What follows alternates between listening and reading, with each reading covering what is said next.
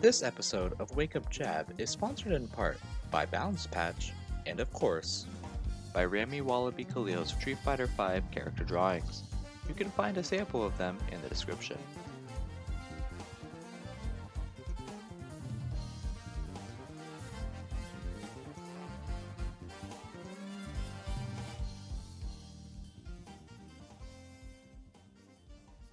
Hey everybody, welcome to the Wake Up Jab podcast. I am Burkish. This is Draken. And we have a special guest today, Dolfy. Dolfy, how you doing? I'm great. It's good to be here. Yeah. So Dolfy is a notable player and tournament organizer for the anime scene. And I figured we'd just start off by kind of doing what we did last week, where you can just kind of tell us a bit about yourself as much as you want in terms of the fighting game community and as much of your personal life as you'd like. Sure. So I'm an English major. I'm working on a degree for that right now.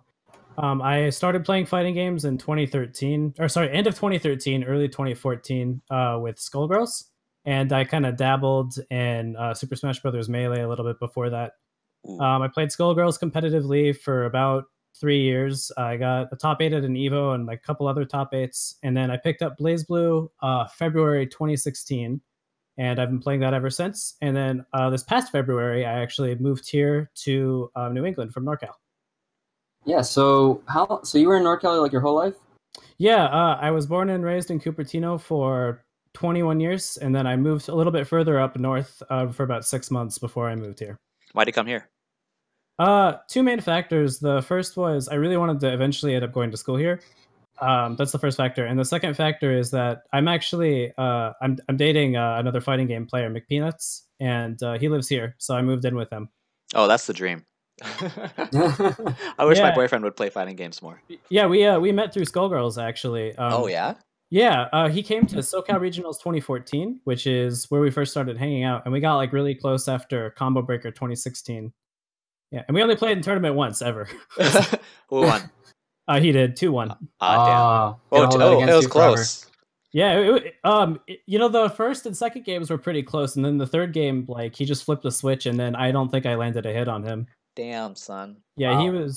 He was really good at that game. Probably one of the best Peacock players in the world. So, were you active in the NorCal scene, or? Yeah, I was. So the NorCal anime scene specifically is held at a place called Game Center, run by someone named Young. And so I never really did anything as an organizer there. I just kind of showed up and played Skullgirls, and then I kind of played a little bit of Unio and a little bit of BlazBlue. And I didn't actually start to really get to know the people there very well until right before I left. Oh, that's too bad. So you started at the end of 2013 playing fighting games, but then you started traveling like immediately after that? Yeah. So what ended up happening actually was I went to EVO 2013 because my friend went there to play Melee, and I like video games and I liked playing Melee, competitively, like in learning all the advanced techniques. So I went and watched that, and what I ended up actually seeing was the Marvel 3 top 8, and that was so interesting and so exciting that it kind of sparked my interest in fighting games as a whole. But I didn't play that game for very long. That's interesting. So I always wonder who are the people that go to these events but don't compete.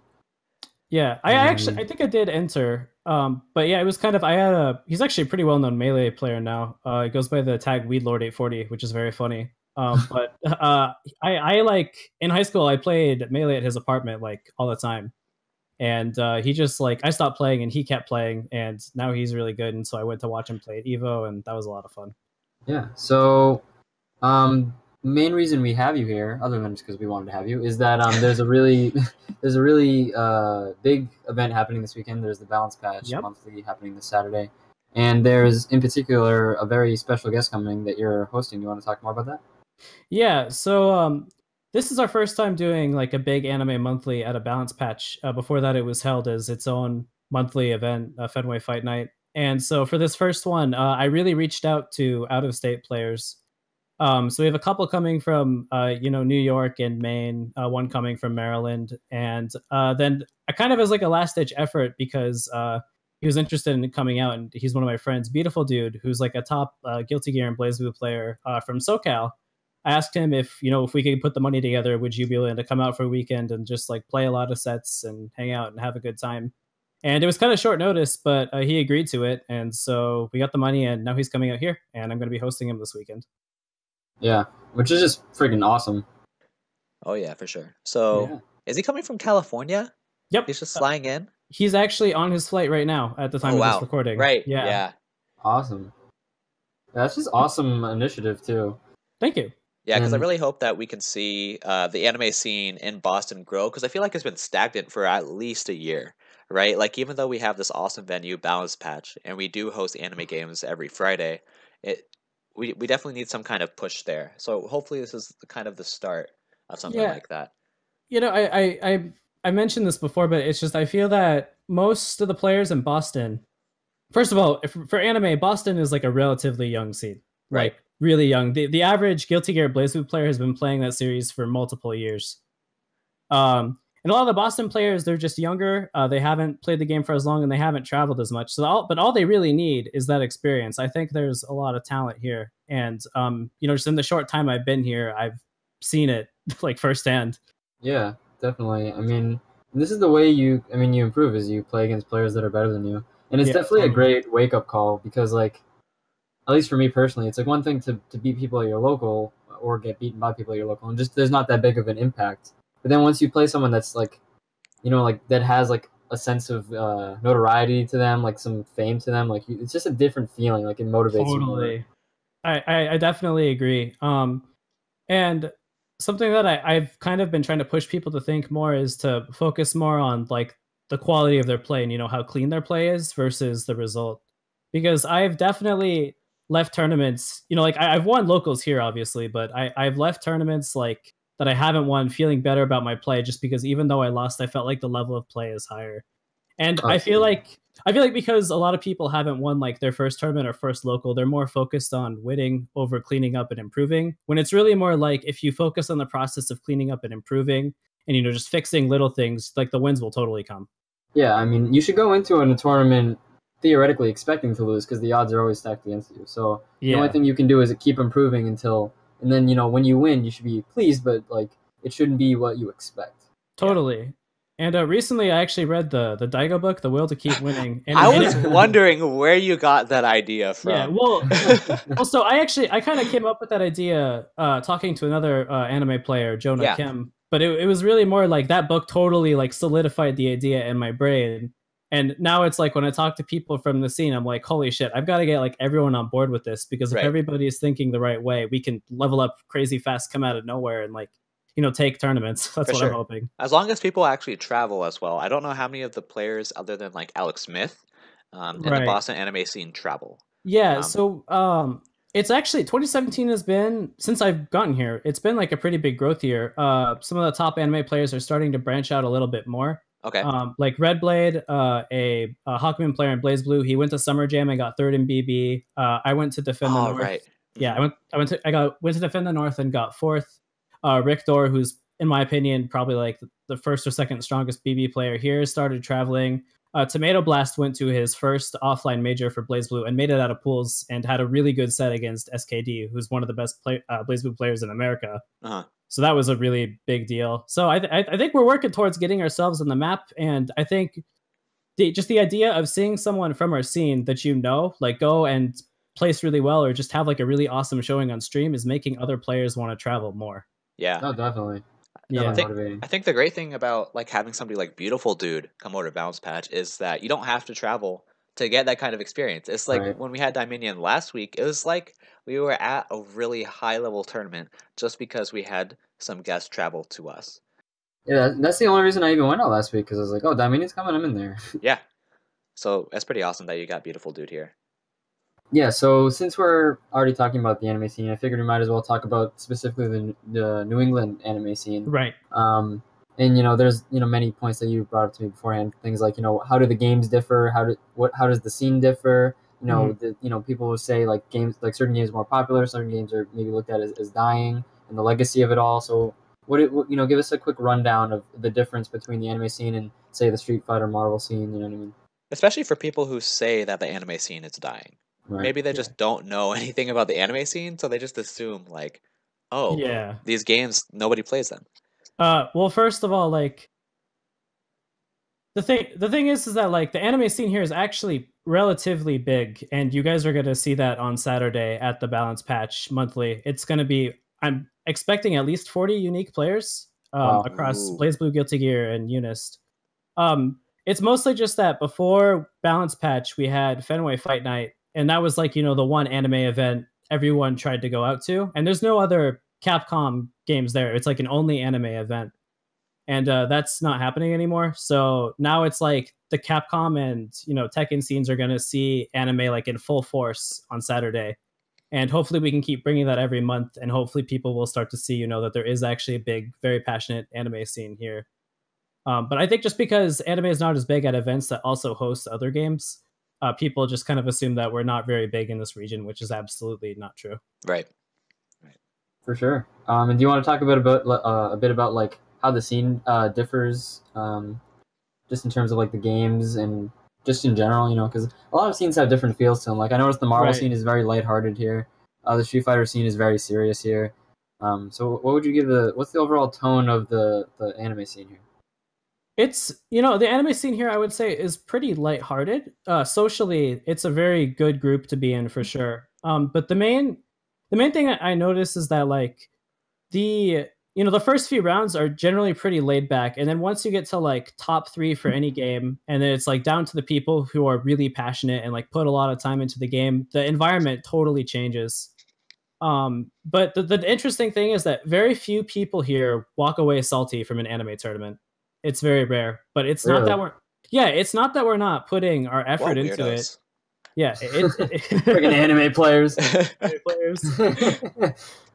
It's really just that like everyone is so, we're all really glad to see everyone, like we're glad to see each other getting better, I guess, is a large part of it. And then it's just that like I don't know, I think we get to play each other often enough that it's just we're all in the right mind to just not get salty over one tournament.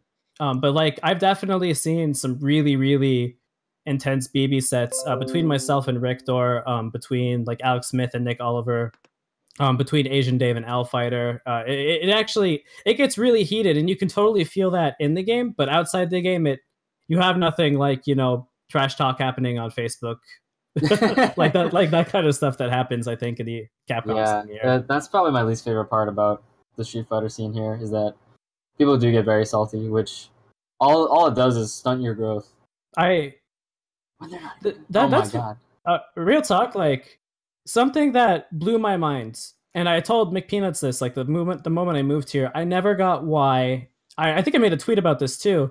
I was like, I don't understand why people in like the New England Capcom scene get so salty and like upset at each other, and why there's so much like verbal drama when it's like nobody from the scene is like, you know, really really good yet, you know, or it's like, you know, I would say Up to Snuff is the only one. I would say the people that don't get salty are the best players a lot of times, right? Like almost everybody in the top 10 that we list, they don't really get salty, like at all.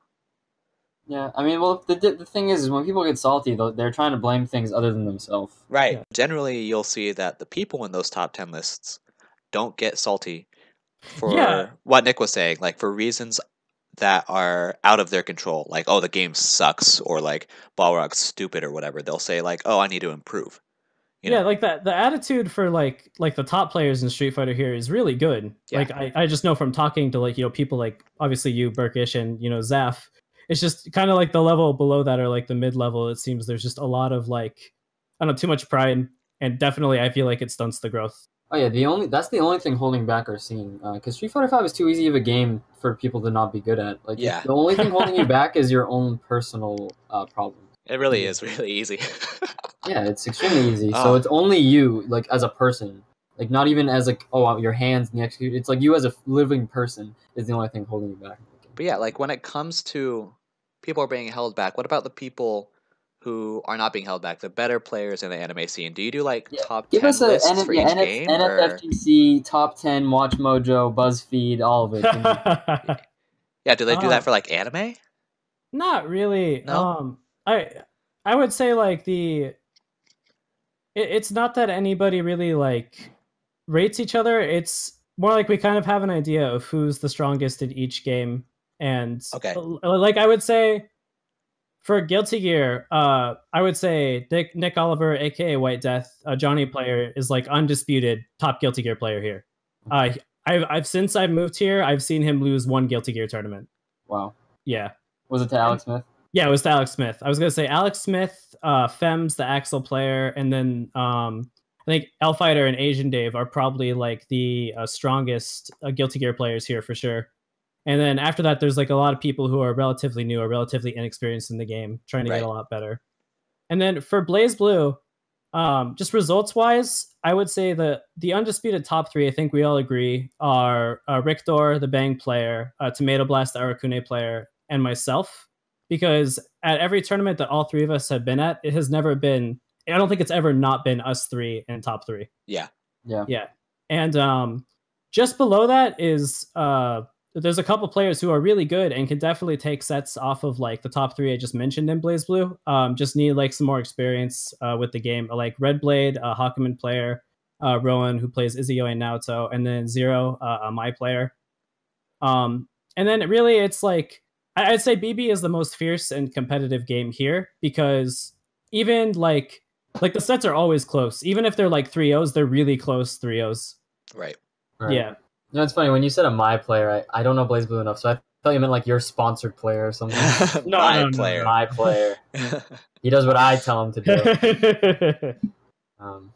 But yeah, no, that's interesting. I definitely knew Nick Oliver because I've just seen him at GU Monthlies. I've just seen him win too much, so I knew he was really good. Yeah. And yeah, I guess I just wasn't as familiar just because I haven't really seen the Blaze Blue tournaments. I just never see him on the big screen just because like back at the GU Monthlies they were always earlier. Yeah. Because I would always just show up later. But I'm like this weekend. Hopefully, people are gonna like there'll be like a good stream presence and it'll be on the big screen and yeah, totally. That should be really good.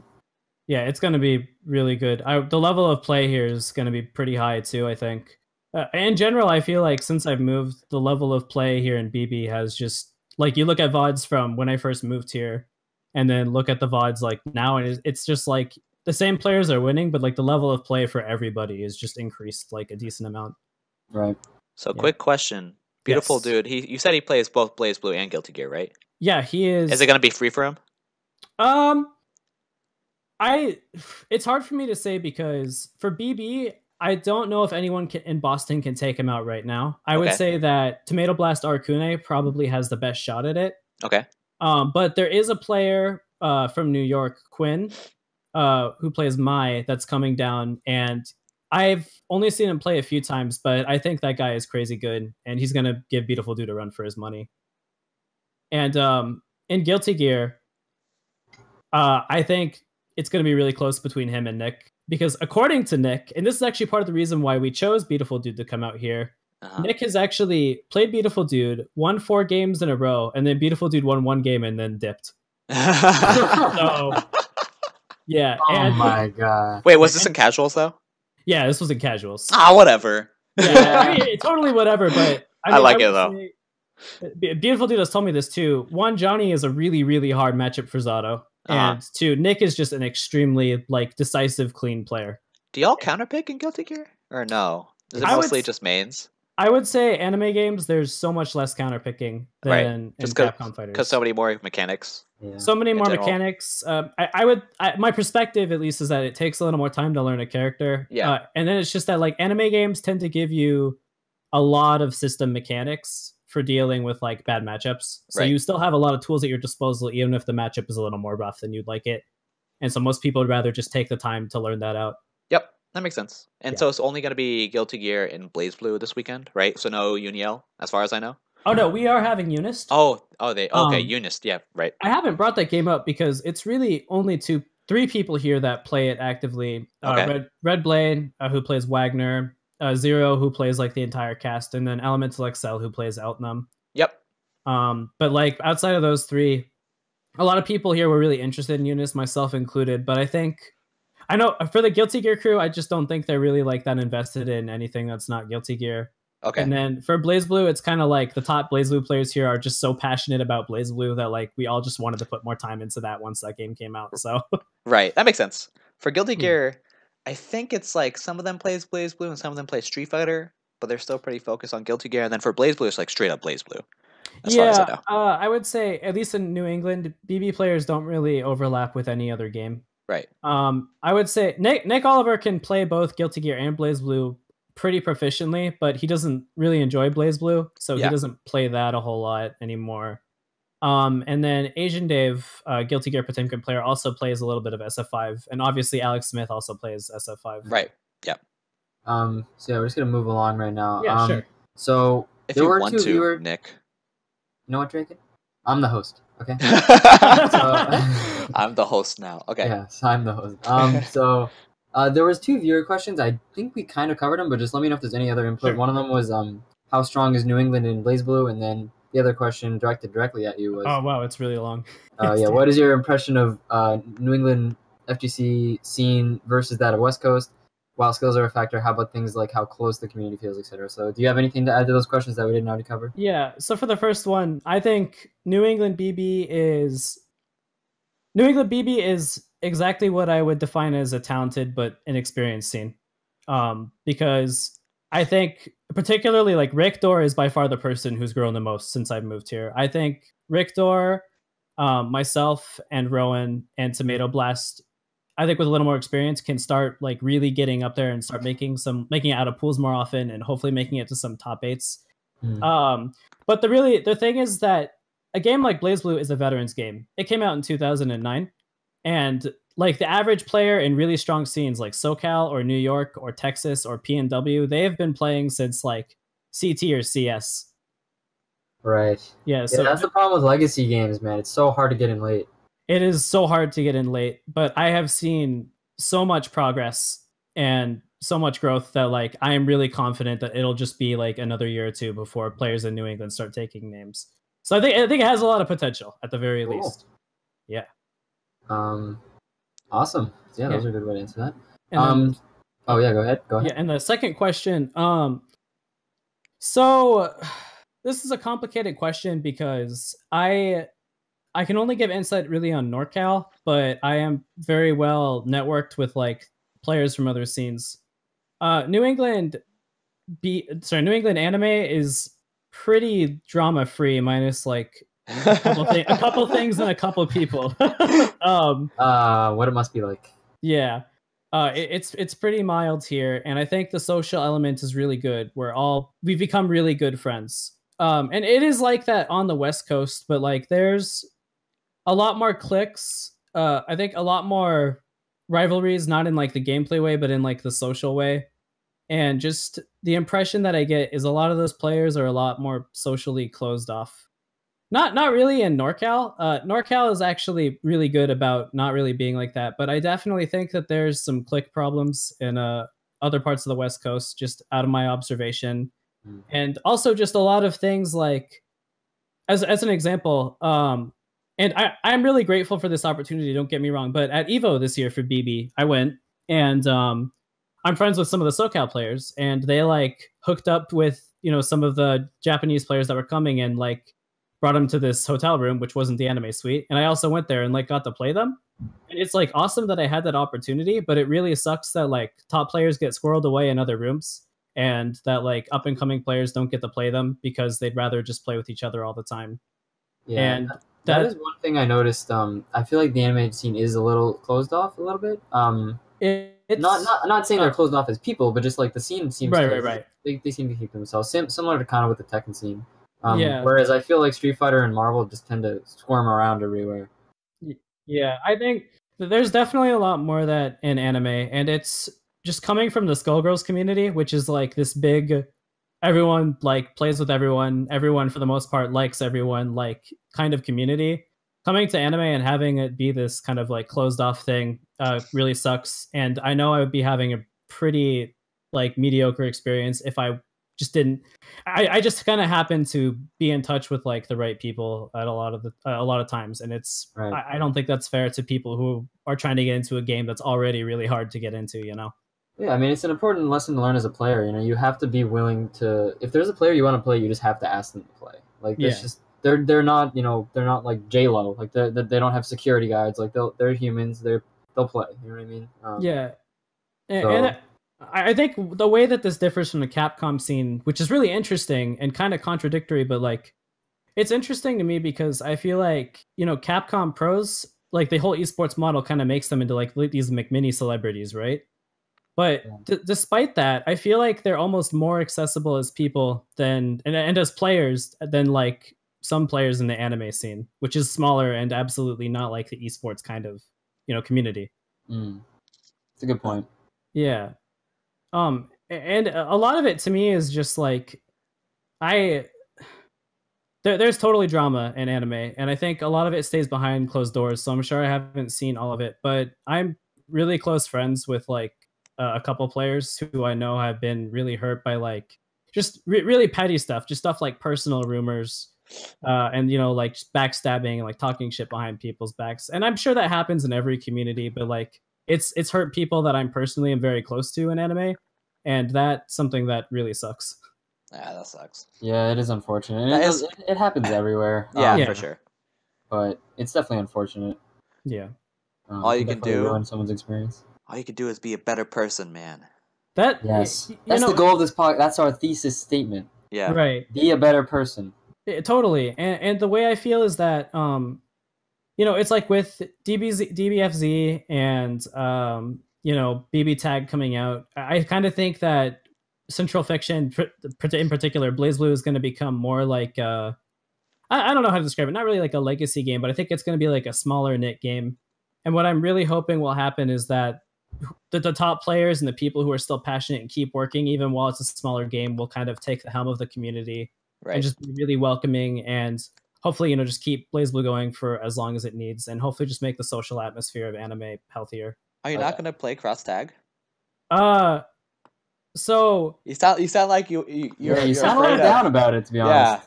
Yeah. So here's before I say anything about DBFZ or cross tag, I played Skullgirls for 3 years, and in that 3 years, I discovered that versus games were not for me. Okay. And the build of BB Tag that I saw, first of all, I didn't see any push blocks at first, which was bad, and then I found out there were push blocks in the game, and then I found out they costed a bar. And I'm just thinking about all the times that you push block when you play like a versus game. And I'm just like, if that costs a bar every time, like count me out. This game's bullshit. Hey, there's no push blocking in Tekken Tag. I don't think that counts as a versus game. Yeah, you're reaching. You are reaching. You are reaching so hard.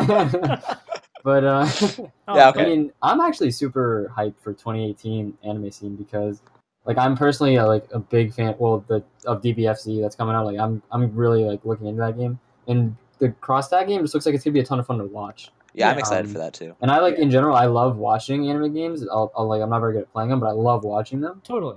And I just think it's gonna be great, like a great game to at least spectate. Yeah, and I agree with you. I think I'd be a lot more excited about cross tag when I play one of the more obscure BB characters, Valkenhayn, and so I know he's not going to be in it. Yeah, and you need your character. Yeah, and two, it's like again, I like the reason I play BB is because of Valkenhayn. Like I've never had a character that I love like aesthetically and gameplay wise so much that like playing any other character just like I still enjoy other games, but like doesn't feel as good. And I just know that BB Tag's not gonna touch my heart in the way that like BlazBlue has. Oh yeah, I'm the same way. I have to have a character. Like like if Street Fighter V didn't have Urian, before Urian came out, I stopped playing completely. So if he never came out, I probably would have just quit. Totally. So there are just some people like that where like you just need to have your character. Like you can't just play this character because he's top tier. Like no, you have to have a character that speaks to you. Yeah, I think that's definitely a thing. I think in general that's just a bigger attitude in the anime scene. Like a lot of like longtime Guilty Gear players, if their character's still in Exerd, they like play that character because that's just like the character they've loved to play. In BB, it's like people will mess around, but there's so few multi-character specialists. It's like in New England, me and Danny Schmee are like the Valkenhayn players here, and then Rictor is like the Bang player here, and Tomato Blast is like the Arakune player here, and it's like it's really interesting. I think there's just a generally like much more positive attitude towards playing a character, even if they struggle in some areas because you like them. Exactly. Yeah. Talking about struggling to play, let's get to like kind of how to think about playing anime games specifically and like Oh, how to okay. train for them. So, for Right. example, how do you deal with all the mechanics that every anime game kind of introduces you to compared to Right. a game like Street Fighter where it is relatively simple. Right. And then let's start with that and then get into like training mode and how you train. Yeah. So fortunately for anime, I mean, people trash talk it all the time, but like Dustloop has a lot of resources on what the mechanics all do, and there's like a lot of videos explaining that, like the way they work in just very like simple words. You mean The the forums, right? Yeah, yeah. The forum, Yep. mostly the wiki. Oh, okay. Right, but the main thing is that right now there's just no centralized anime resource, so like it's a lot more overwhelming to learn those mechanics. And the way like with an anime mechanic, I feel like it's tend to like you when you're learning the game will forget that a particular mechanic exists like all the time. Mm. And so then Right. it's you sort of like keep going through this phase of like, oh, I didn't remember, I forgot instant blocking was a thing, and then you spend like a few weeks and you're just like instant blocking everything, and then you see like this other thing and you're like, oh shit, I forgot about counter assaults. So I start like doing counter assault to everything, and I figure out how that works, but I forget about instant blocking again, and then I have to think about overdrive, and there's just like a lot, right? It's really Yeah. overwhelming. Right. Yeah, I And- get overwhelmed all the time when I'm training in those games. Yeah, totally. And there's really no straight secret to learning all of them. I think what tends to happen when people learn anime games is that they find a character they like. They'll learn like a really simple B and B, which is totally cool. And then they start playing other people, and they get overwhelmed because every character is so unique and has so many moves, and there's all the system mechanics on top of it, and it's really overwhelming, and you just don't want to play, right? And I think what I did to get into BB was I played, and this is really underrated training in general, is I played a lot against the AI just to get a general feel for the game. And then Generally, which is looked at as bad advice. it's really interesting. But it was advice I got, I think, from an anime player from SoCal, Jonah Kim, and it like got me really comfortable with the game. I could experiment with the mechanics freely without like the debt of spending time to like play another person and then just like not getting anything. And I mean, it didn't make me like a great player or anything at first, obviously, but there was a big difference. Like, the week I started playing a bunch against the AI just to try to get better with movement versus like the week before.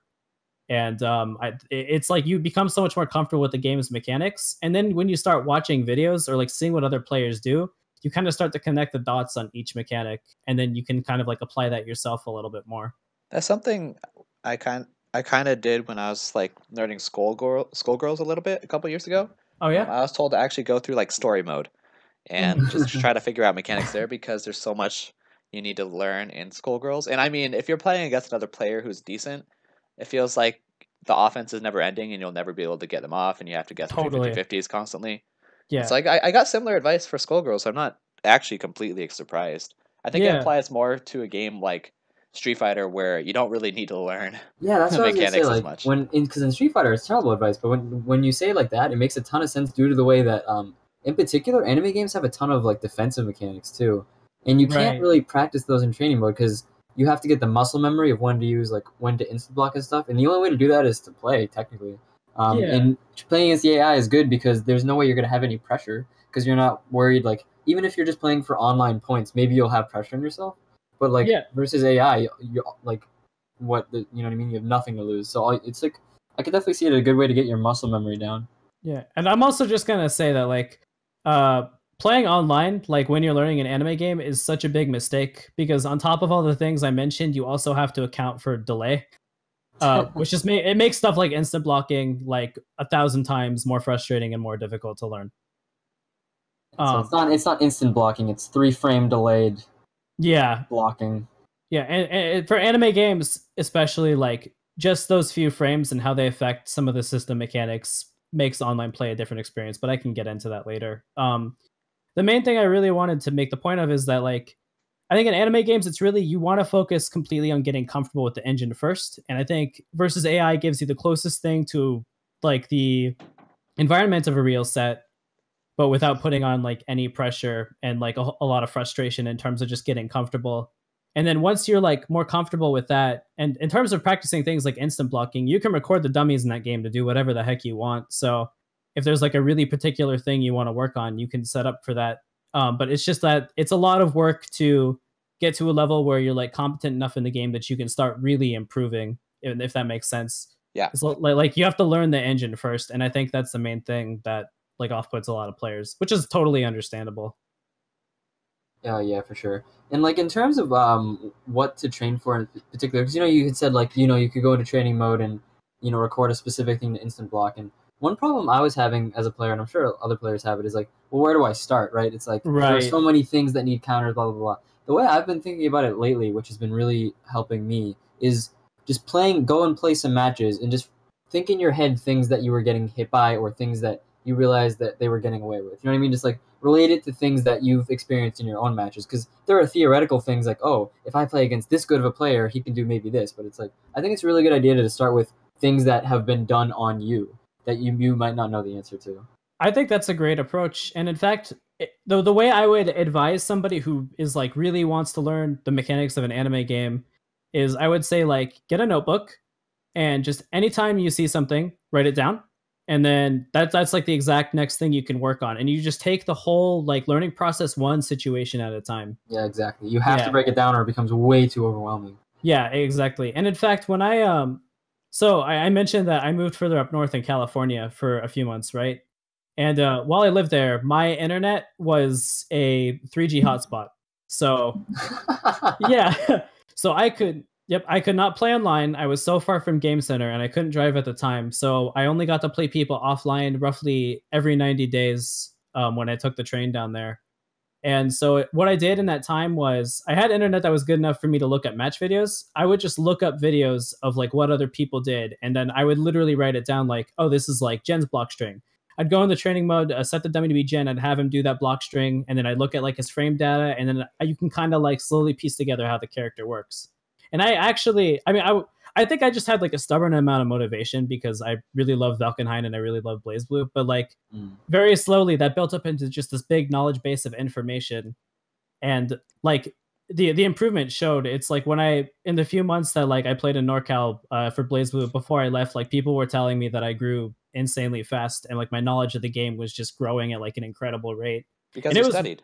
Yeah, I studied so much. It was all that situational training. And I'm not saying you have to put in the kind of time I did. Like I lived in the middle of nowhere, so I had nothing else to do. But like it was totally that process that made me a better player. And right. I think it's like kind of what Burkish said with just like, I guess learning things like one scenario at a time. It's like that builds up so quickly. And I think that's good advice for anyone playing any game. And in fact, I think if you apply that information to a game that has less going on in terms of matchups and system mechanics, you could probably level up really fast. Yeah, you could probably become like one of the best players. Yeah, like a lot of the top players don't really play Street Fighter that often. Like even in 4, which had more mechanics than 5, they still only play like, a few times a week, which isn't that much at all. You listed a really cool, simple thing that you can note down, like looking at an opponent's block strings and studying that, right? I feel like a lot of people don't even do that for Street Fighter 5, when you can learn a lot about a player and a character by looking at something simple like block strings. For sure. Anime games are like players in anime games are so good about research. I guess because they have to be to like stay competitive, but like that's the one thing that constantly jumps out. It's like the videos on Twitter for anime, it is like cool combos, but it's also people research really practical stuff, like, a really common, like, I don't know, like a block string or like a really common setup that like a character does. Somebody will be like, this is my character's answer to it that I found. And I found out like I can do this in this situation. And this is how I'd counter it if they start to adapt. Anime players are so good at that. And it's really, I just keep thinking like, if somebody put this amount of effort into another fighter, they would do so well because definitely, for me, like it highlights, I think, some of the key differences between the scene in like a really funny way. Because like I'm imagining, because Draken was saying, like Street Fighter players don't even play the game that much, and I feel like that's just because like we're more social.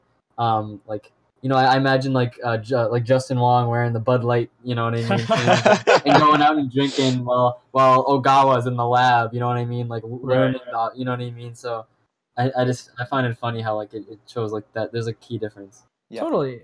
And the way that I think of it is it's like the way I sort of look at my own improvement in terms of gathering information is that like I can beat anything if I know the right answer to it. And if I keep labbing every scenario that I've ever come across and keep writing it down and it sticks with me, then like I'll have an answer for every situation. It just adds up. Yeah, it's so fast. I mentioned it like 4 times. It's so good. But yeah, no, that was honestly like overall, I think that was really great advice just in terms of like how to deal with being overwhelmed. Yeah. And just other things like, so maybe more for like BlazBlue / Guilty Gear specifically. Sure. If you're a brand new player, you're in training mode, what are some things you might good beginner things to work on? Let's say you already know the controls. Like, is it is it block strings? Is it movement? Is it Oki? Like what's like your basic first things? I should get these down first. Yeah, I think that the biggest I'm saying this under the assumption you're picking one of the like less mechanically complex characters, like a Ragnar or Jen or Soul Bad Guy or Kai. The first thing you'd want to learn is you'd want to learn how to hit confirm, or at least know what to go into on block and what to go into on hit. Because there's a lot of varying routes in anime games that you have to do for each situation, and it's really overwhelming to learn them all at once. So it's good to see like which things are you going to hit like most commonly, and which things are going to be blocked most commonly, and like what if I like have this thing that's blocked, what do I go into? If it hits, what do I go into? And then getting comfortable with like that hit confirming, because I know like a lot of beginner BlazBlue players, they'll like learn a combo, but they'll like the part of the combo is going into an unsafe special on block. So they'll just like autopilot the string into the unsafe special, and then like you just punish them, right? Right. Because it's like I think it's just they hadn't gotten to like the part where it's like, oh, I don't have an answer for when people block this. So then they go and research the next best thing to do. Sure. And then in terms of movement, being able to execute instant air dashes in every game except I think Unial is really important. And the difference is like I guess between like Street Fighter. Not really different from other games, honestly. Anime games are still about like controlling that 2D space. It's just that it happens at a faster pace, and it happens from varying distances over the course of just like a few seconds. I would say like like Capcom or not Capcom games. I'm sorry. Street Fighter tends to be like obviously much more slower paced, and it stays exclusively grounded. But like BlazBlue, really like. I'm trying to think of the best way to explain this. Like you play the neutral kind of vertically as well as horizontally, and you need to kind of be comfortable with movement and like neutral concepts in the air as well as on the ground, because the fight for space is just so fast and constant. Are you saying people should play Marvel? Honestly, yeah. Like there's a lot that's similar. I would say Marvel is way more vertical in terms of neutral as a game than the average anime game. But I definitely think there's a reason why like a lot of versus players, feel pretty comfortable going to anime games. I think like that kind of advanced movement, constant fast-paced fight over space is something they're, really well attuned to. Yeah, that's what I always loved about watching Guilty Gear, because Guilty Gear in particular is probably like my favorite game of all time to watch. Totally. It's just because it has such a mix of everything. Yeah. Of like every aspect of a fighting game, everything is in Guilty Gear. Yeah, I can't think of something that isn't in there. Right, and it's very easy to, I think, as a spectator especially, process and like understand what's happening. And then I think if you're coming from like a Street Fighter or a more grounded based fighter, like Guilty Gear and Under Night and Birth are like the two games that really, I think, build on the skills that you already have and already know, and like those are games that really really up your just ability as a fighting game player, I feel. Agreed. Again, that was great advice for beginners. Do you have any comments on maybe how you personally train? How many hours do you put into what? Or have you already covered it? It's up to you. I don't really think I've covered it. So the amount of practice time I put in definitely varies with my school schedule. I would say about maybe 60% of my time goes into training mode. 30% goes into playing actual matches, and the remaining 10% is mostly like watching videos and research. And for the parts where I play actual people, I would say about 5% of that is playing online. And the rest of it is playing offline. And to break it down a little more further, I would say I try to spend at least half an hour in training mode every day. It usually ends up becoming more about an hour and a half to 2 hours, depending on what I feel like working on. And then I net play with a practice partner, Yuri from Tennessee. He's like the best lychee in the US and probably one of the best in the world. I net play him every now and then, and I net play like a couple other people locally. I don't like I play a really technical character, so I generally don't like to net play people that live really far away. Yeah, and then there's actually a database for BlazBlue that just keeps uploading Japanese videos, and so I watch those a lot in downtime between classes, and I keep track of like everything on my mind in a notebook. And that way, when I open up training mode, I like open my notebook, see if there's anything I marked under lab, and then I work on that. Great. You're very much see, I guess you would consider yourself a training mode monster then. Yeah, And you're very study heavy, which is, I guess, something that you noted was big for anime players, but isn't something I see outside of that scene. But I think it's something every fighting game it's useful for. Oh, I completely agree. Obviously, Yeah. like I'm really big into just staying in training mode all the time. Yeah. Yeah. So Well, to me, it's I feel like actually when I was like not as good at the game, not that I'm like amazing now, but I'm like solid with Valkenhayn, and like I think when I started out, I played actually more than I did training mode, and now it's like I feel like I've built a really solid base as a player. That like I feel like the time for me is just better spent trying to learn more information, and just trying to like find answers to things that I encounter during real matches. And the way I see it is like a really good example is yesterday I played a Kokonoe player named Tempest Tim online, and I only was able to play with him for about 30 minutes, but I didn't feel like I would have learned anything new by if I continued to play, because I already like kind of saw how the flow of the match was, and I easily identify the three things I didn't know how to deal with, and like a lot of things that he didn't know how to deal with. And so it's like I didn't feel like I would learn anything new by playing him for longer. I would just wrote down the things that I knew I needed to like lab, and then I went to that like immediately this morning. Nice. Yeah. So that's putting right what you were saying earlier to action, just like writing it down, thinking about it, and then immediately finding a solution. Yeah, and like this isn't something well, I mean, I am comfortable sharing it, but I have an attention disorder. So I have a really, really hard time keeping together thoughts in matches, and like for out like doing stuff out of matches. Just having a notebook and like writing it down has made that whole process a lot easier.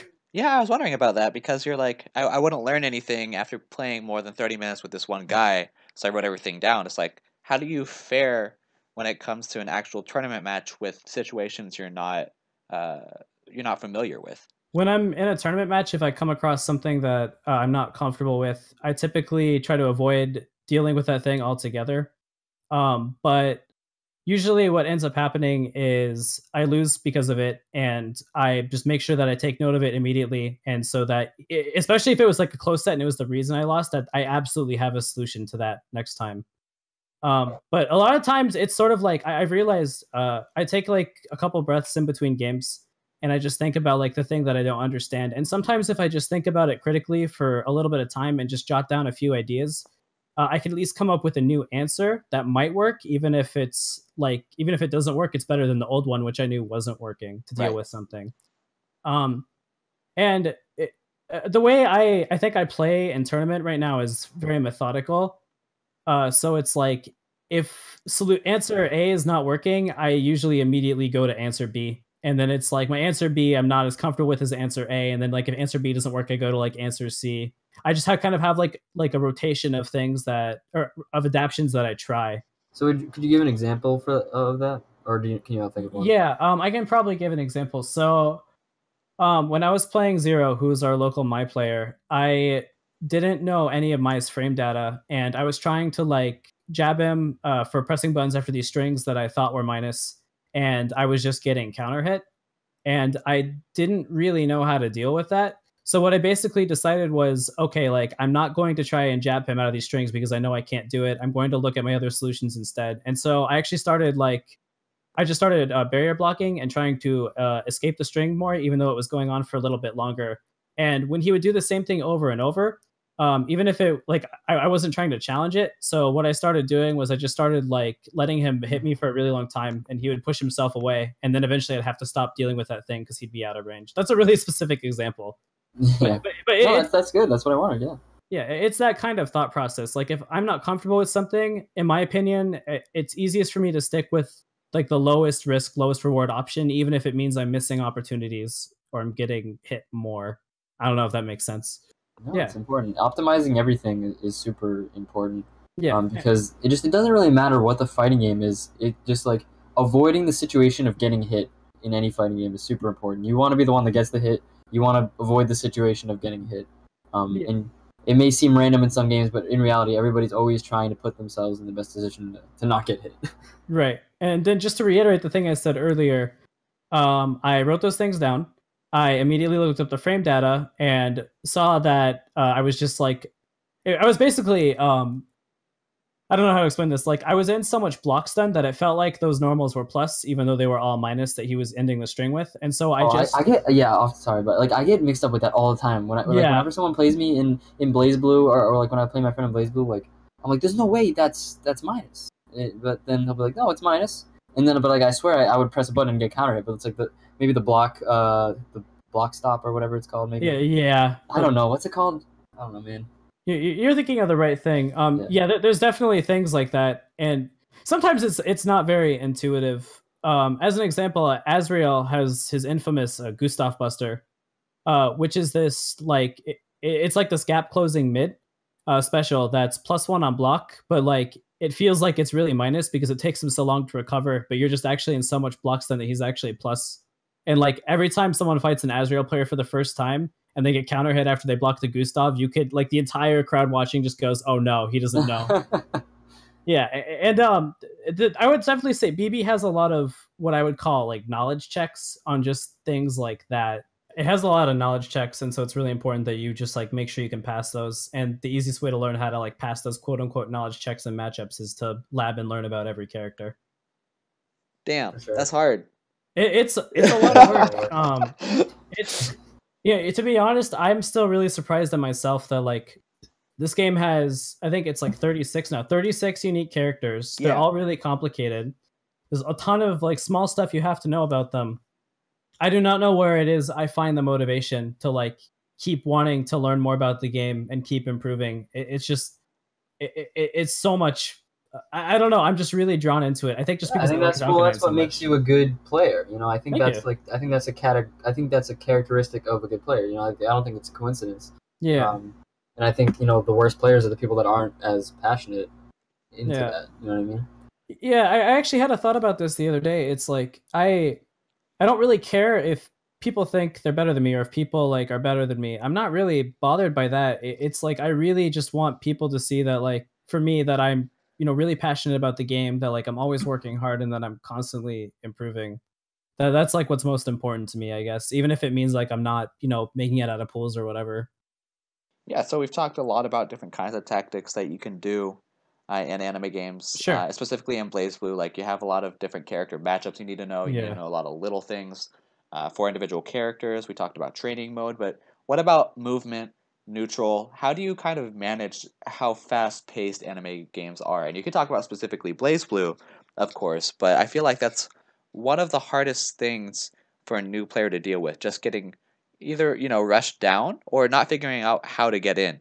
Yeah, the game is just like for me personally, when I play the game, is just moving so fast. Yeah. Like, you have to be able to think, and you just don't have time to think because the other player is so comfortable with their hands that they're able to think and do this crazy stuff with their hands. Yeah. Gosh, I'm trying to think of the best way to explain this. I think typically like I don't know. There's two ways you can approach this. You can either move in a way where you're just going in super ham, or you can move in a way where you're hanging back and reacting to things that the opponent is doing. And a lot of what you'll see really strong players do is they'll like, they'll dash forward and they'll like commit to like a normal that's generally a pretty safe poke. And, they'll keep pressuring if like it made the opponent block or like it put them in a situation they wanted. But if that doesn't work, the immediate thing they do is they'll just like do a safe movement option, like instant air dash back, or like, like super jump, that kind of thing. And what you tend to sometimes see, like, have you guys heard of Lord Knight, like the anime player? Yep. He played. Oh no, I'm mixing him up with someone else. Yeah, he played Kokonoe. Yeah, and he plays Milia in Guilty Gear. One thing I actually noticed is across every anime game, he almost exclusively plays neutral with like really safe buttons. He never commits to like longer pokes. He plays it almost exclusively with like safe movement and like the short, quick, like fast buttons. And that's like kind of what he uses to just feel out his opponent. And sometimes he needs to commit to harder stuff to win. Sometimes he doesn't. But you see him kind of start with like that layer one of this is how I'm going to move. These are the buttons I'm going to press. And then like I'll just adjust it very gradually from there based on what my opponent is doing or what is or is not working. Yeah, no, it's a good. I mean, that's it in general. smart fighting game strategy, right? Is to totally. in the beginning be as safe as possible, and then once you make the hard reads, then you can start incorporating that. Totally. And yeah, so like I said, so for example, like like in Street Fighter at the beginning, there's kind of a lot of nothing. Right. So for the anime, would you consider the nothing to be maybe just safe movement or something like that? I would say at a high level, the most common round start choice is either backdash or instant air dash back or like up back barrier block. So it's totally like people will take the safest movement option and then try to figure it out from there, either based on how their opponent is moving or how they're not moving. The way I personally approach it is I play like probably one of the most rushed down characters in fighting games. My like I like to call this my layer 1. I round start, like I do something that's kind of slow. I transform into a wolf and then I wolf dash in and start hitting them. And it's actually really funny. It's because so many strong players pick safe movement options, I actually end up getting the first hit very often. Yeah, I just want to give a quick shout out to Mavier because oh. yeah, Mavier, first time I ever play him in tournament. Round 1, go. Dash, fierce, crush counters me. I reel back in my seat. Yeah. Right, so I play like a really aggressive round start because the way I like to do it is like I kind of just like play really aggressive until they give me a reason to slow it down. And then that's when I shift the pace and then I go to like playing much more reactive. I start doing like really safe movement. I'll walk back and forth a lot on the ground because Valkenhayn has amazing like walk speed compared to other characters in Blaze Blue.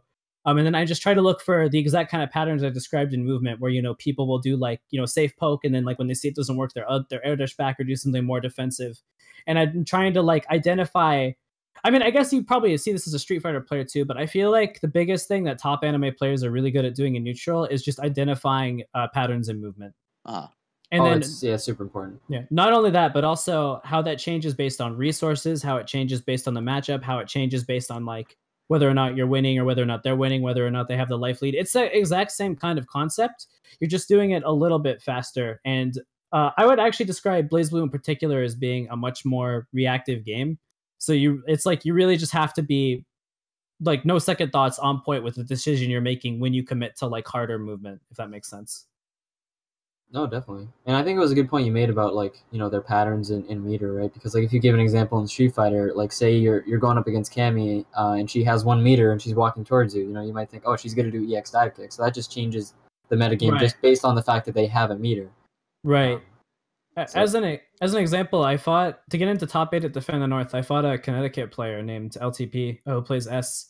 And S has like one of the best anti-Valk reversals in the game. She has a DP that's really hard for me to option select or like deal with without hard baiting it.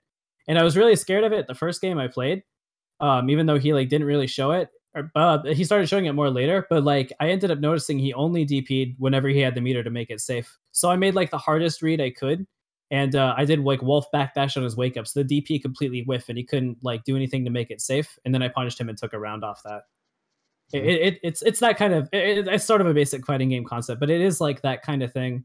And I think there's a lot to be said for like the tempo in anime games. I know a player who says that he really likes playing Izuyoi because he feels like that character can just shift the tempo immediately.